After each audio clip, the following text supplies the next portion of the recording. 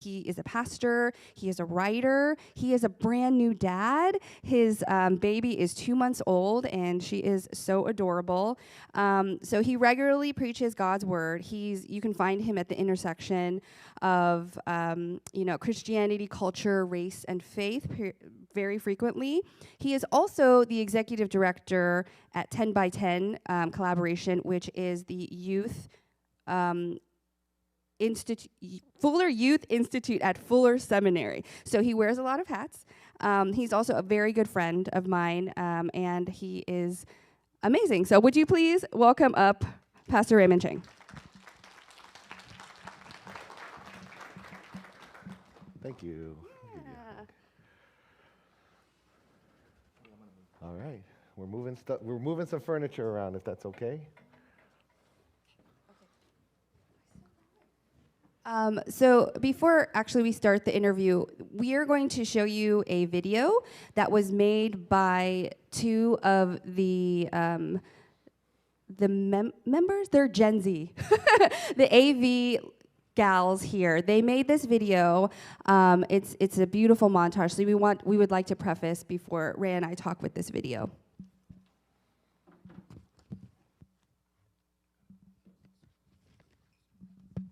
Monterey Park. From Allen, Texas. In California, this time in Half Moon Bay. Latest American city shattered by mass murder. It happened just beyond the Deadly shooting at an Orange County church. This is the Cho family, mom Cindy and dad Q, and 3-year-old James. They were all killed. Only 6-year-old William survived and is recovering in the hospital. More are we learning about the victims, some of which who are children.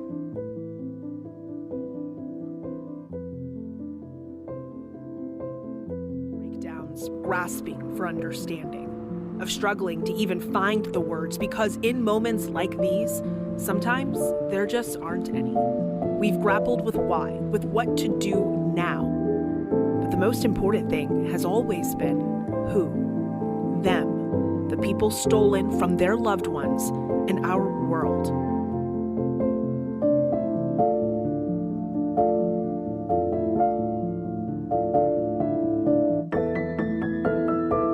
Dozens of bouquets of flowers, a message to the 11 people who were murdered on what was supposed to be a night of celebration. May your souls continue to dance in heaven.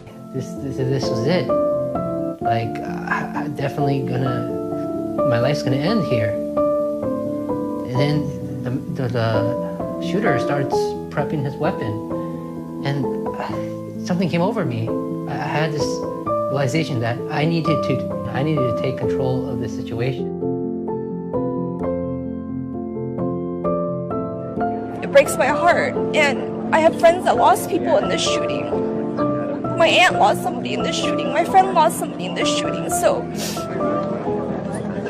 it's not right.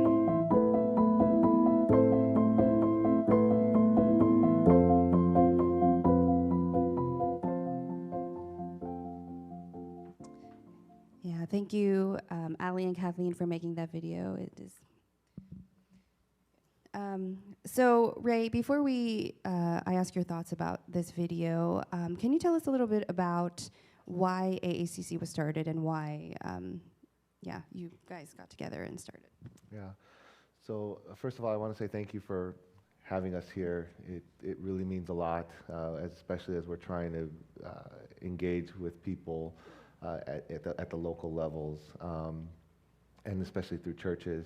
I'm especially grateful for all the volunteers who have really made this possible, and for the people that have served food, to welcoming, standing in security, setting up tables and everything beyond, to the church for hosting us, as well as Kathy, who is an elder at this church, and a member of our team who, she's a rock star. I don't know if y'all know what a gift you have. Yes, please.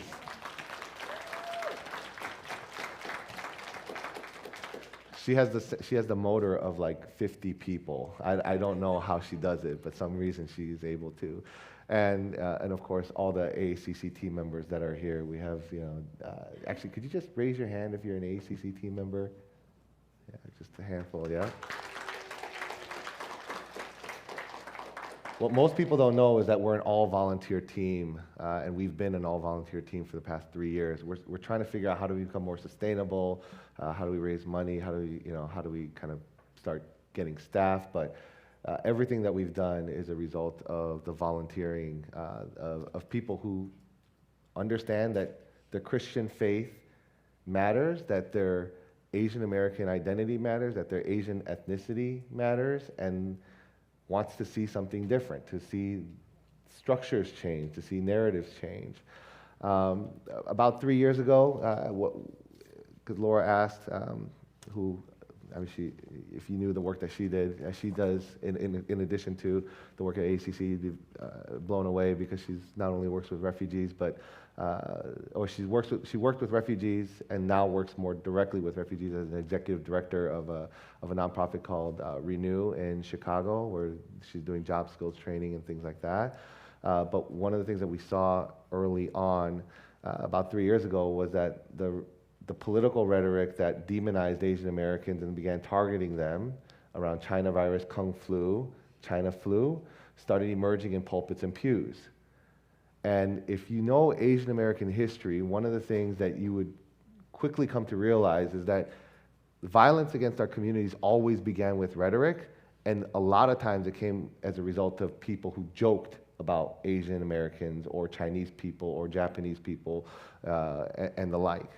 And so those of us who kind of had an awareness or a consciousness around these things, right? Because I love that there's so many Japanese people. I've met several of you who are here from the Japanese American kind of Christian community. You know that it's always tenuous, that when Asian Americans can be blamed for something, that we will. And we saw that starting to happen as people started joking about Asian Americans and us bringing the virus and us being the source of the virus, that we decided to reach out to a group of people, leaders from all over the country, to write a statement.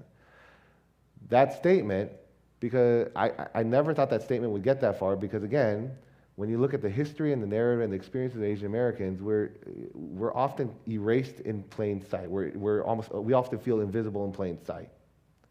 And it's not because we're actually invisible or silent, it's because we're invisibilized and silenced. And so I never thought we would get a lot of traction, but we did, from major organizations all throughout the country, from very conservative white evangelical entities to progressive black and white entities to conservative black entities. And it was shocking because people were signing on to the statement to the point where I think we had like 12,000 signatures in the first month, and hundreds of thousands of people were reading it. People were citing it. Being at an Asian American church, I'm guessing you know who David Platt is. David Platt cited it from the pulpit at his church, and it was showing up in there as well as in small congregations in Arkansas and in Alabama and so on and so forth, where churches were saying, if there is any discrimination against Asians, let it not come from us, which was our hope. Our hope was that these statements would be informative, activating, as well as discipling. Well, that led to a lot of work and the formalization of the Asian American Christian Collaborative, which we've been doing, which we've had for the last 3 years. And our work has been primarily focused on helping the church become the church by engaging in topics that the church has often neglected or been absent from, which is why this is so inspiring to see here. We also do a lot of advocacy from the local levels to the national levels, and so even last week there were several people from this room who went to the White House as they asked us to convene a group of people, of Asian American Christian leaders there, and we kind of shared some of the concerns that came out of the Asian American Christian community. And then we do a lot of educational work, so from webinars to seminars to conferences, and then our magazine and our podcast. And we're really trying to help Asian American Christians not be ashamed of being Asian American Christian, but to press into all that God has instilled within our communities, so that, one, the dignity, the inherent dignity that God has instilled within all of us is brought forward, but also so that we don't perpetuate the same injustices that we've seen happen, occurring over and over again.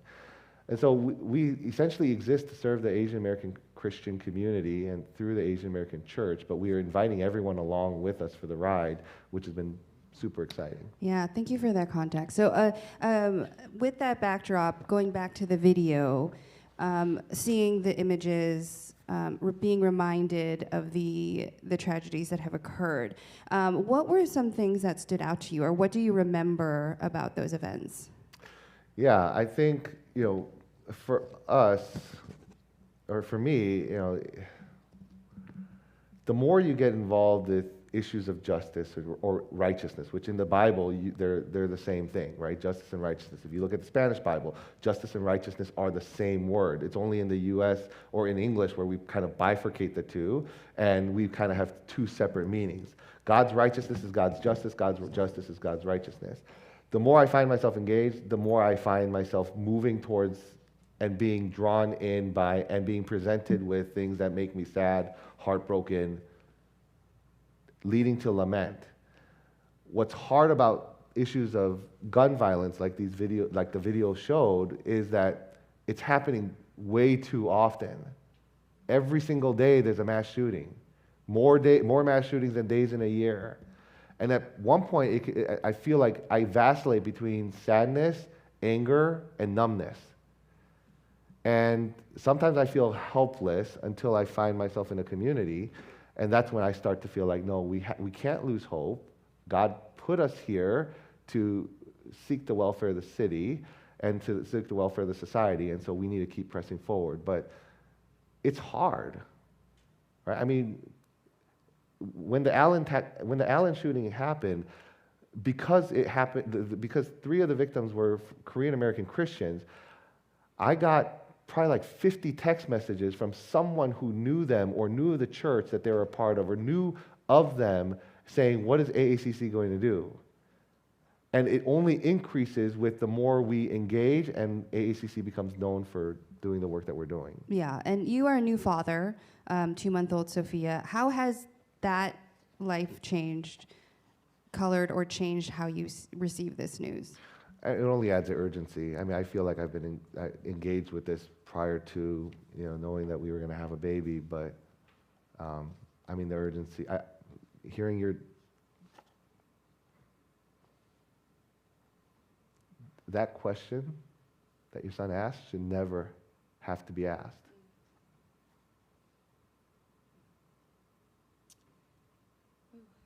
So, you talked about AACC's involvement in this. How do you think the church has done engaging on this issue? And why do you think largely there has not been more engagement? I mean, the church has been terrible. I mean, if we're going to give a scorecard, if we're going to give a grade, we probably have an F, right? And I'm tempted to make a joke about us being model minorities, but I don't want to perpetuate the stereotype. But let's try to get an A on this, As Asian American Christians, we can get an A on this. Yeah, I mean, we've been terrible. We're silent, we're afraid, we don't have courage. We can't even stand on scriptural grounding to care for the imago Dei in every single person, to love our neighbor as ourselves. And I think one of those strongest implications is that we only start caring when it happens to us, when it starts entering into our community. We need to care way before that. If it happens to someone in New York, or it happens to someone in Florida, or it happens to someone in Oklahoma, or it happens to someone in Canada, or any other country, we need to be caring about that. Why? Because God gave us a mandate to care. And I think one of the defects of sin is that we only start caring when the harm becomes close or the tragedy becomes close.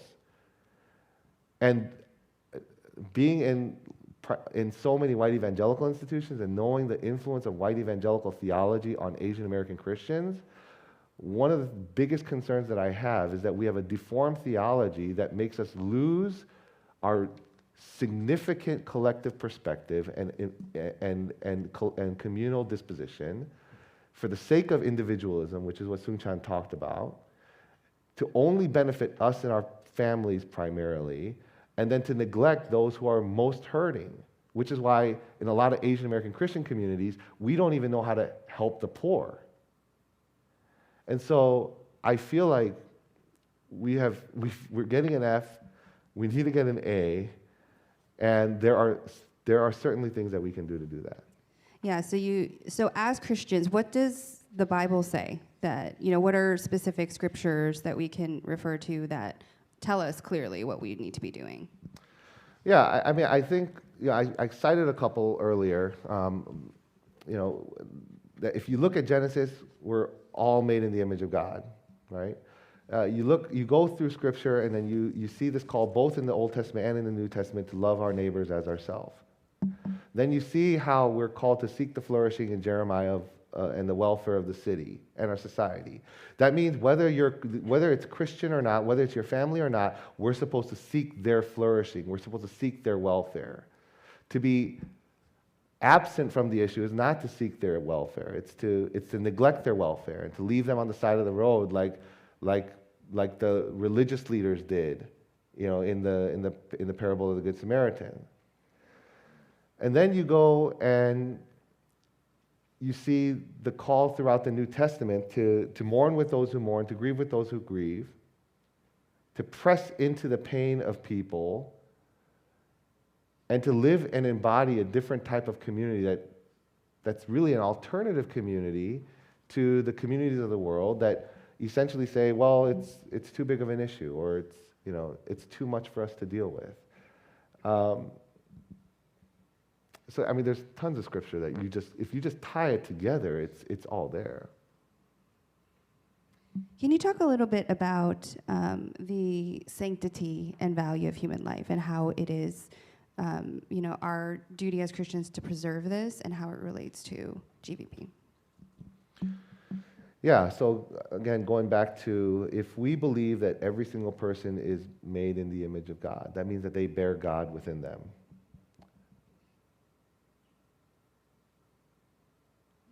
We as Christians then should care about every single person, whether we agree with them or we disagree with them, whether we like them or not, because if you look at the Bible's definition of neighbor, it begins with those who are literally your neighbor, but it extends to those who are your enemies. The people you hate, you can't stand. And if we can't get that right as a Christian community, then there is no hope, right? Because who else has this call and this fundamental belief that every person has intrinsic, infinite worth, and that we are called to love them no matter who they are? It's a radical Christian theological concept that's supposed to be embodied within our communities. And what's dangerous, especially as many of our communities move towards self-sufficiency, as we have bought into what Chang called honorary whiteness, and believe that if we just only take care of our families, that everything else will be taken care of. And, what I'm seeing is that second generation, third generation Asian American churches are following the same trajectory of white evangelical churches, where they're turning into country clubs for saints instead of hospitals for sinners. And I personally feel like the way that a church should be measured is by whether poor people feel at home, whether people who are normally not welcome in any other space feels welcome, and whether they can find a family, because all throughout the Bible we see allusions to how we're a body made up of many parts, very diverse, that every part is intrinsically valuable, that they have something significant to contribute to the broader body of Christ, but also that we are a household. That's one of the primary metaphors of the church, that we're a household of God. And so that means that you have to find a way to love your crazy uncle, right? Your disobedient niece or nephew, your wayward relative. You have to find a way to bring them into the fold and keep them in the fold. Yeah, so at AACC, can you remember a specific moment where it was like, as an organization, we need to get involved with gun violence prevention or engage? So about a year ago, many of you will have heard the shooting in at ITPC, just down the road, probably like 15 minutes from here.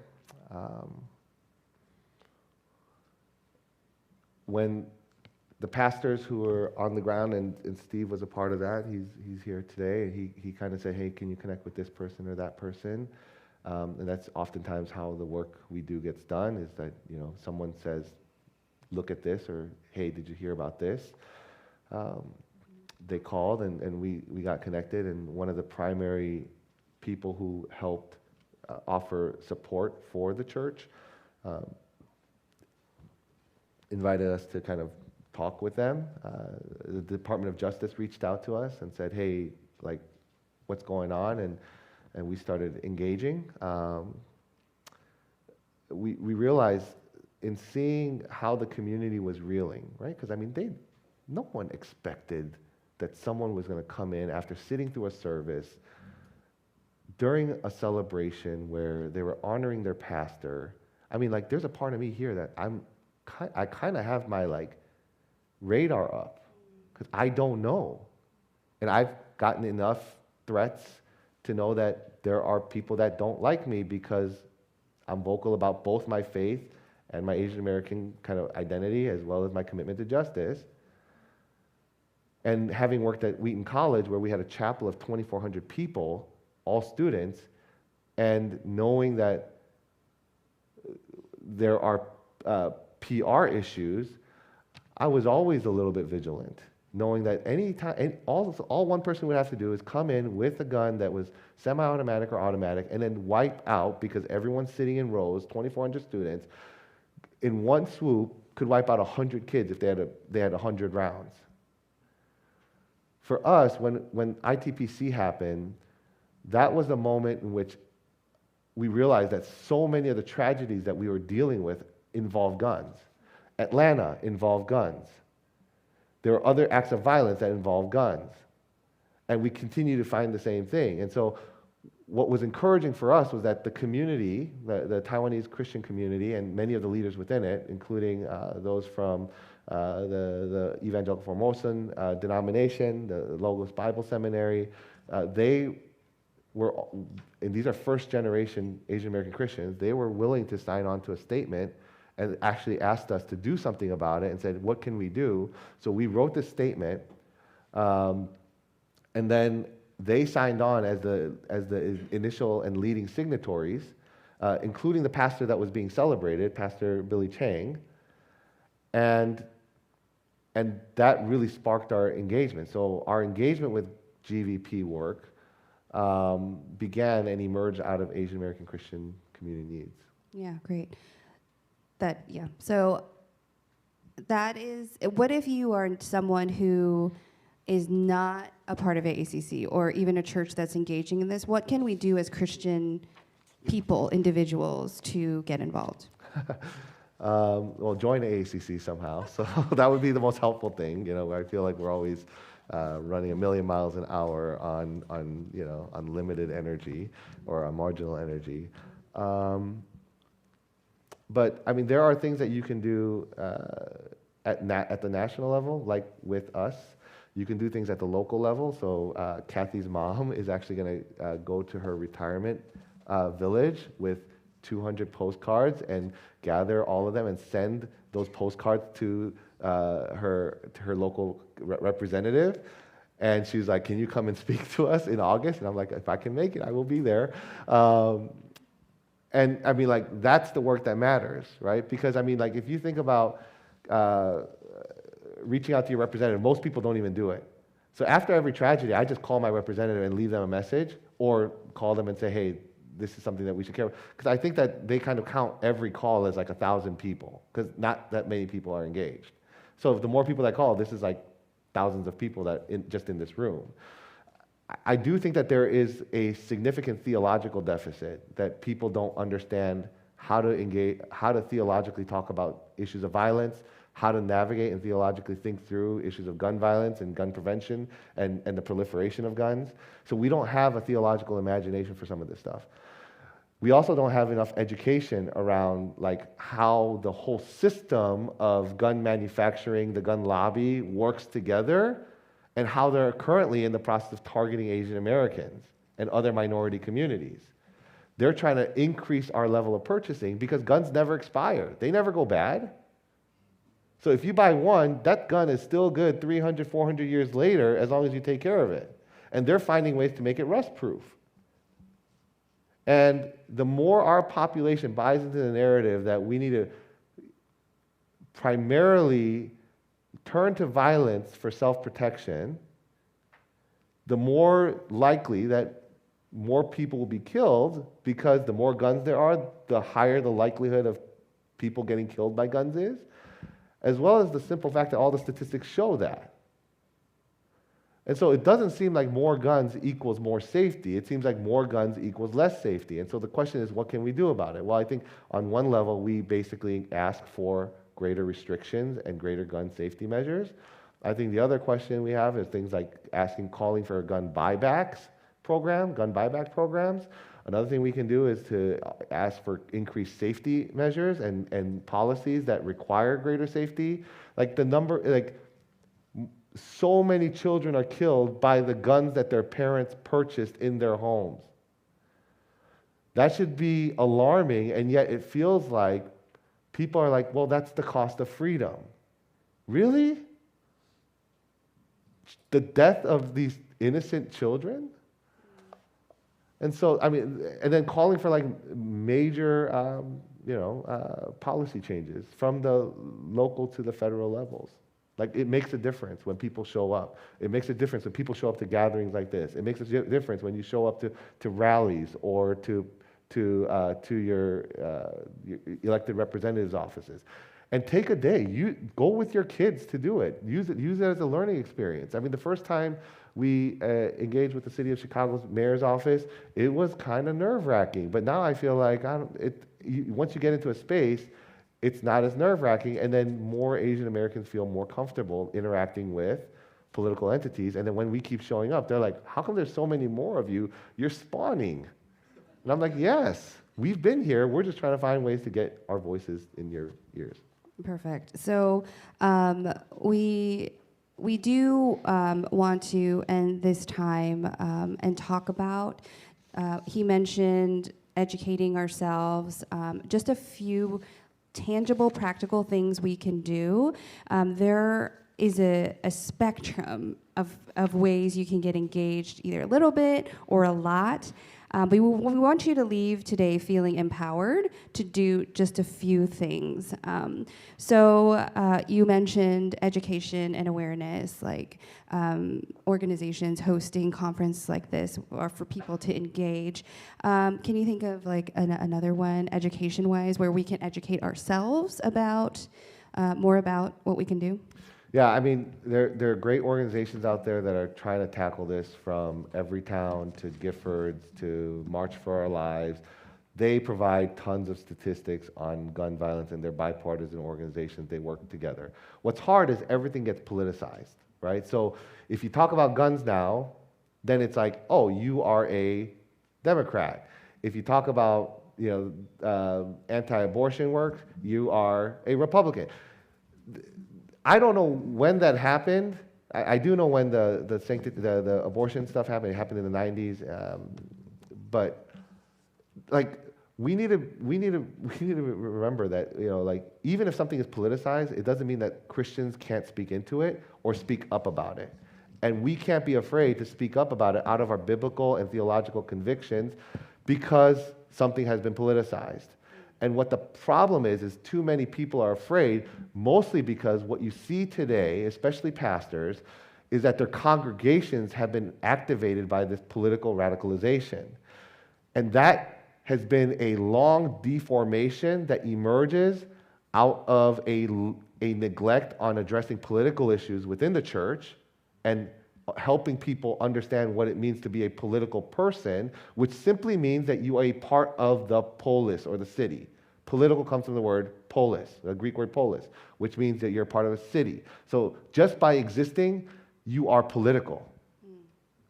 And what we need to know how to do as Christians is navigate society as political people, as Christian political people. What's hard is that political partisanship has been so powerful a shaping and formative force that the studies show from Stanford and Dartmouth and several other institutions nationwide that people identify more with their political party than they do with their race, their ethnicity, and their faith. That's called idolatry. And if pastors and Christians don't speak up on it, you are letting people fall to the wayside, whether it's in service to Moloch, who in the scripture was the god of child sacrifice, which guns are demanding more and more child sacrifice, or some other evil entity like Mammon, which is the love of money, the god of greed. And we have to talk about this stuff. Yeah, so learning about those things, education and awareness, you already went into advocacy and policy. We're going to have later postcards, pre-written postcards that Ray mentioned that Kathy's mom is going to take to her retirement home for you to just drop in the mail. There's postage already. They're written out. If you agree with the statement, we're going to have you sign. But that's one way, is writing a postcard to our elected representatives. Is there anything else with advocacy and policy that we can engage in that you can think of? Yes. There's a great quote by Martin Niemöller. I was about to pull it up, and then I think I got distracted by something. Oh, it did pull up, thankfully. Martin Niemöller was a Lutheran pastor in Germany during the Holocaust. And one of the things that he said was, he wrote a thing called First They Came for Me.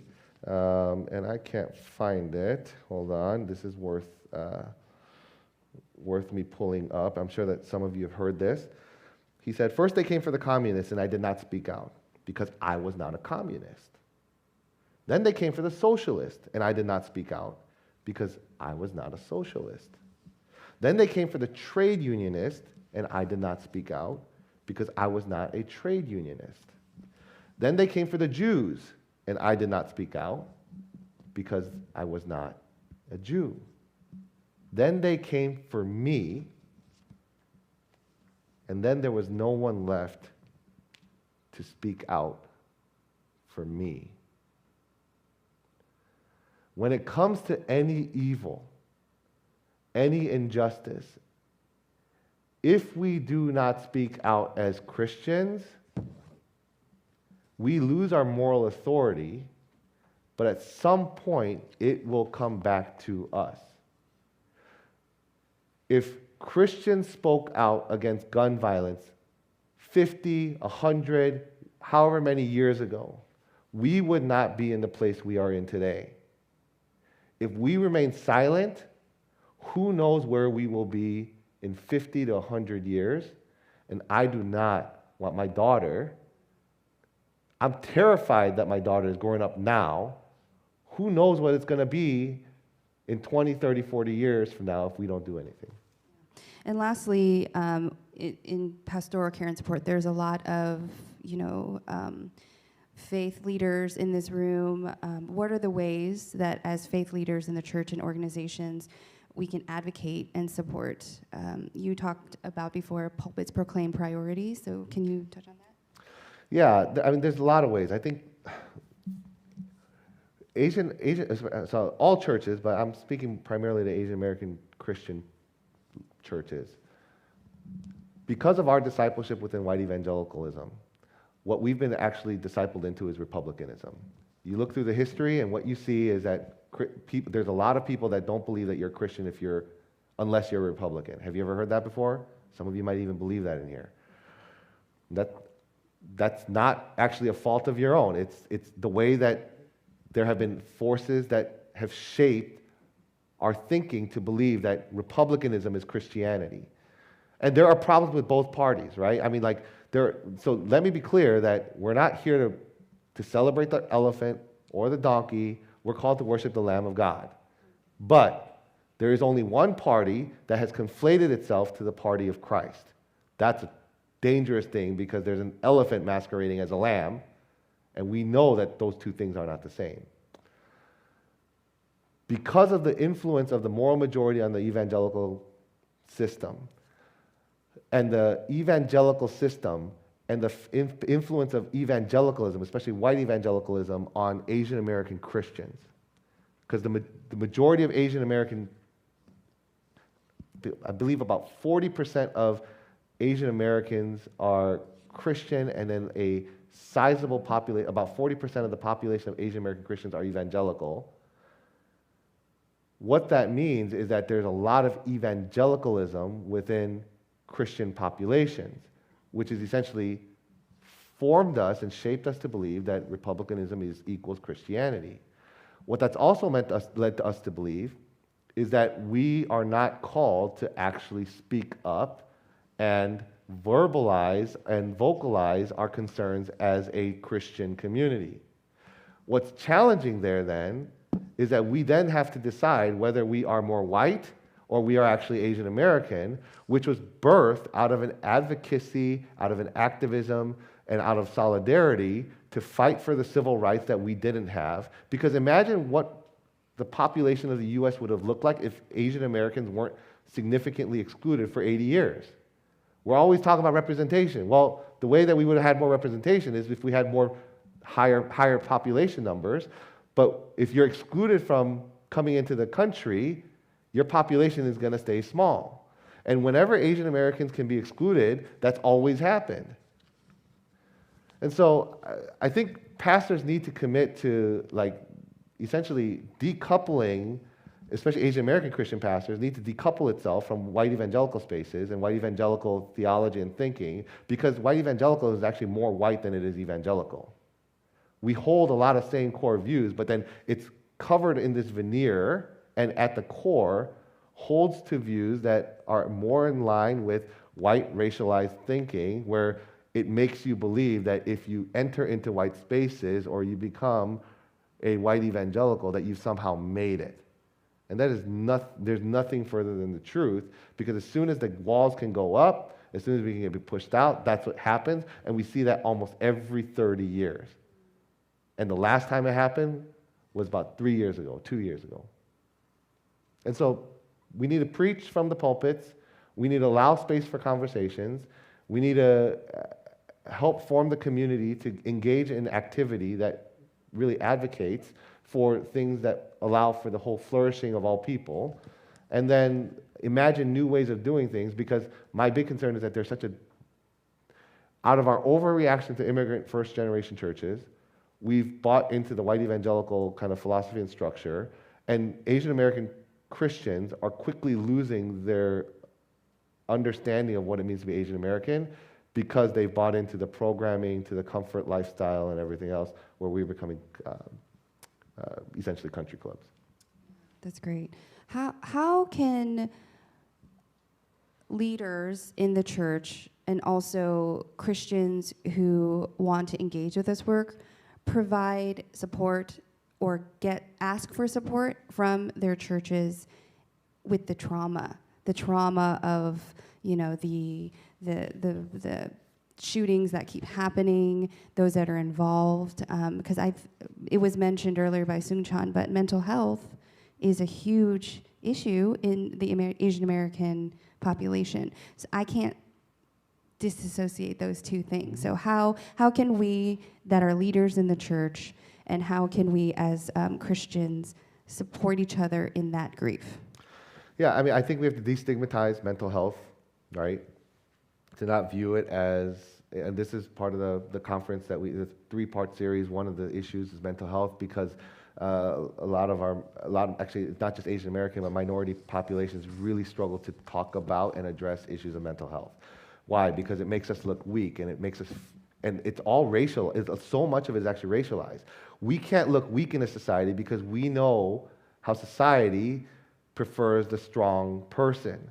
And if we are weak as minorities, we know that we're going to be doubly punished because we are no longer seen as valuable or contributing members of society, and that leads us into a spiral. But we also have other influence from our own ethnic, and histories where there's a lot of shame within families, and wanting to present our best selves and not look like the weak member of the family. So there's multiple layers that are impacting us. I think we have to destigmatize all of that, and we have to normalize the conversation within churches. We have to say it's okay to go to therapy, right? Because most pastors don't actually get trained in how to do counseling or therapy. They know how to do pastoral ministry, but there is a point in which a lot of pastors are out of their depth because they don't know how to refer out, or when they should refer out to a professional, or to actually navigate the conversation in a way that is both spiritual and clinical, spiritual, because everything is spiritual, and effectively do so. So sometimes, and I've seen too many pastors do more harm than good, unless they're trained, or they just are somehow magically gifted or providentially gifted. Great. Thank you so much. We're going to end our time but would you help me to thank Pastor Raymond for this wonderful discussion? We are going to open up this time again for Q&A. So if you would, if you have a question that you would love to ask, go to the Slido again, slido.com, and that is the session number 204-3963, and we'll have a little bit of time for Q&A.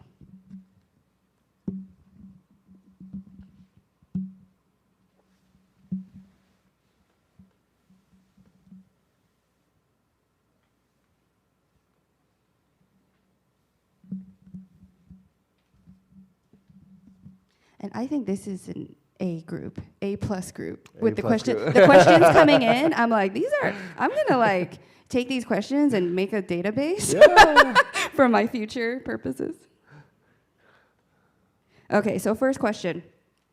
How else should we protect ourselves in actual moments of danger instead of owning guns? That's so hard. I mean, because on the one hand, there's an immediate need, and then there is the systemic need. I mean, there was one time when I served in the Peace Corps in the river, washing my clothes, and then all of a sudden I see something hit my leg, and then the next thing I see is that something else hits my leg, and then something floats by, and it was like, oh, there's poop coming down the river. So I'm like, it doesn't really matter if I'm washing the river. Let me start with this. What I realized, I got to still stop the poop from hitting my leg.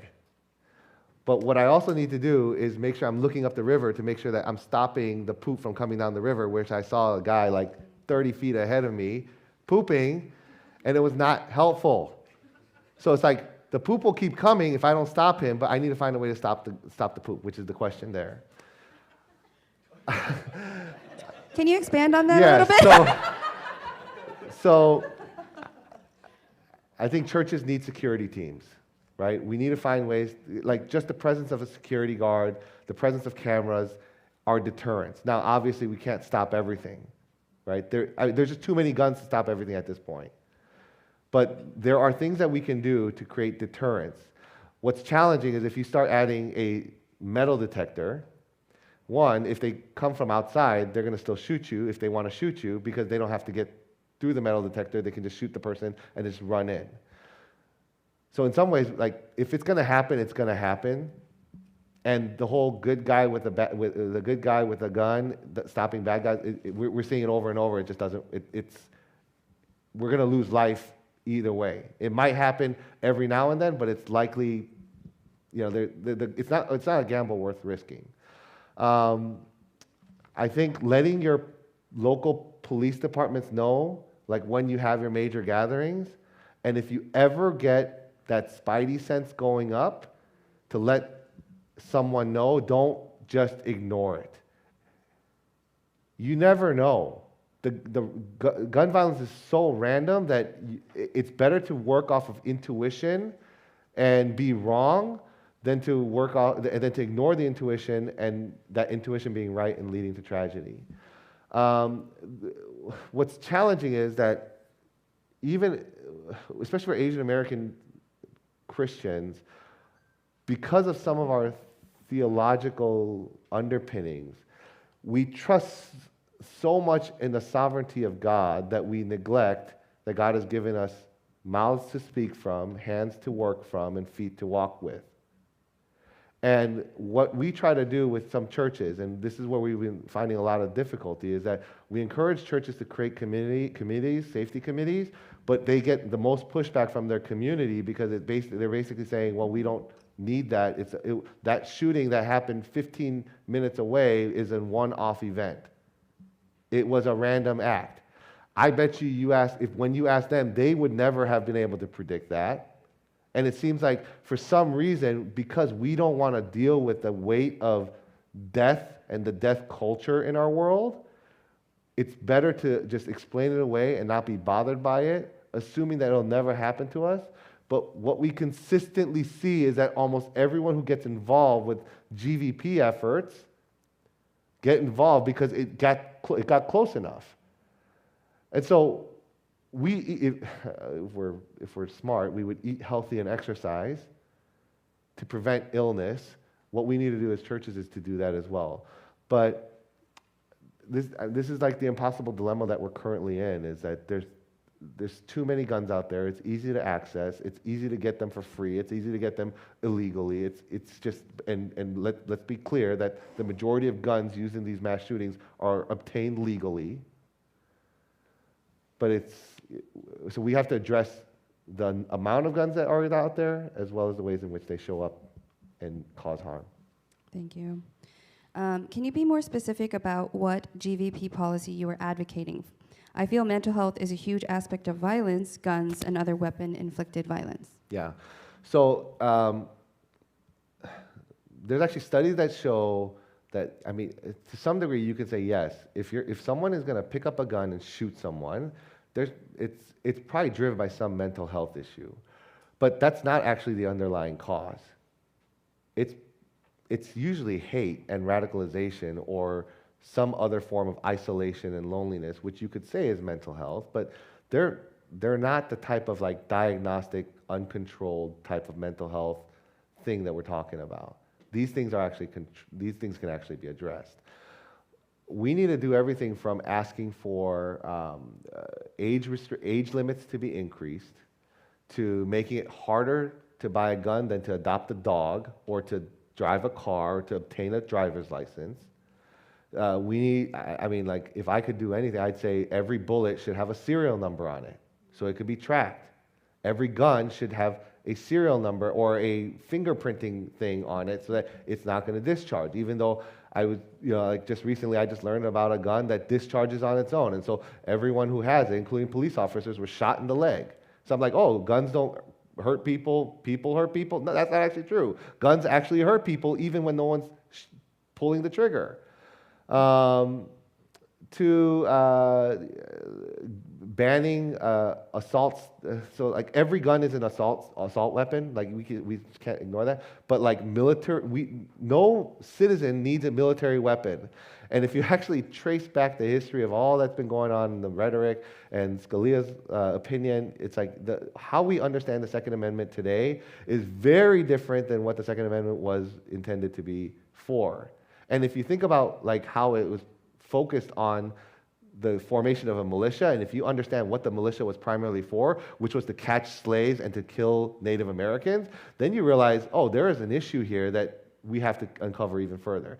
We're not going to get into that, but there's a lot of policies you can ask for. You can ask him after the conference.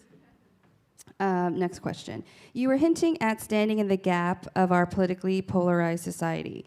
Any ideas to equip ministry leaders to do so without coming off as being dismissive? Dismissive. No, because political idolatry runs so deep, it's hard. You're going to offend people. Like, I just don't know how to, like, I've worked in plenty of white evangelical spaces to know that taking the soft approach is nice, but it'll never get you anywhere. You might get 5% of the 100% you need to get to. And you might feel good about the 5%, but that 5%, again, is like less than an F. So I think we need a form of political discipleship where people are informed about the things that have formed and shaped them. We need a repentance from how what we know as the status quo now is actually something that was actively pursued in the 80s and something that has been lost in our kind of collective conscious and awareness, to the point where, I mean, there's a story that I heard once where there's a guy who during Thanksgiving, for his turkey celebration, he would cut off about a quarter on each end and bake about half the turkey.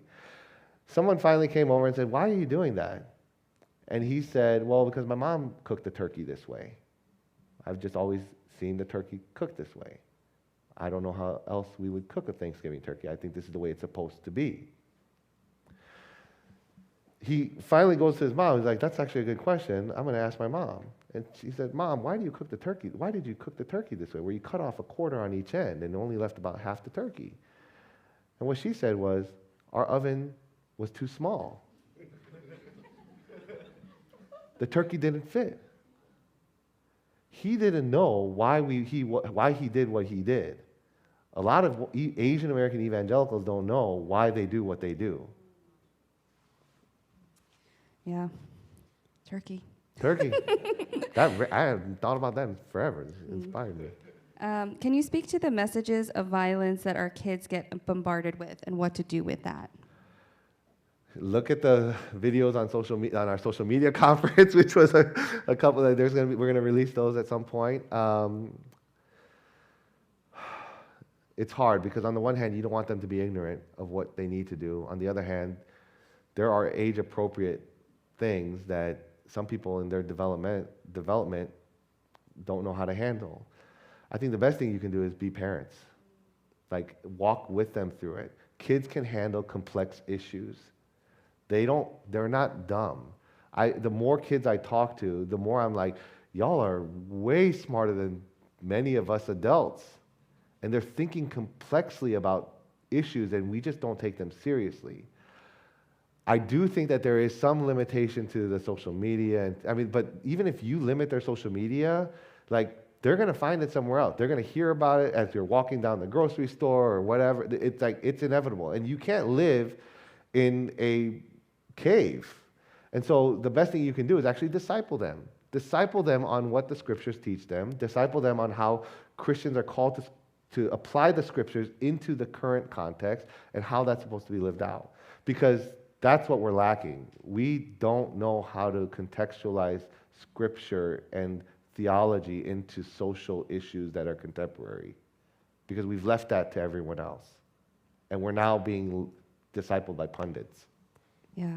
And as a young person or as a parent encouraging young people or children, what can we tell them if they want to take part or do something about this issue?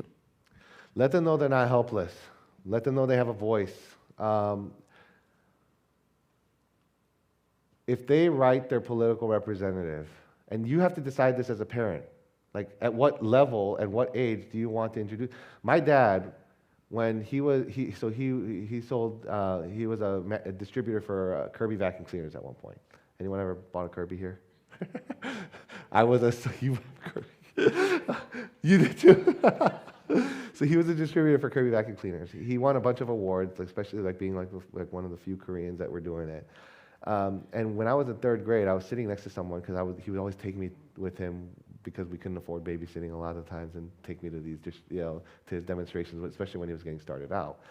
I was on a flight with someone, like as a kid, to visit my cousin, and on my way there to South Carolina, I met this lady and just told her about the vacuum cleaner, and then ended up getting an appointment for my dad to go sell the vacuum cleaner. And then he told the company about it, and they said, would he be interested in sharing at the sales rally where there's like 1,000 people. And so I spoke there.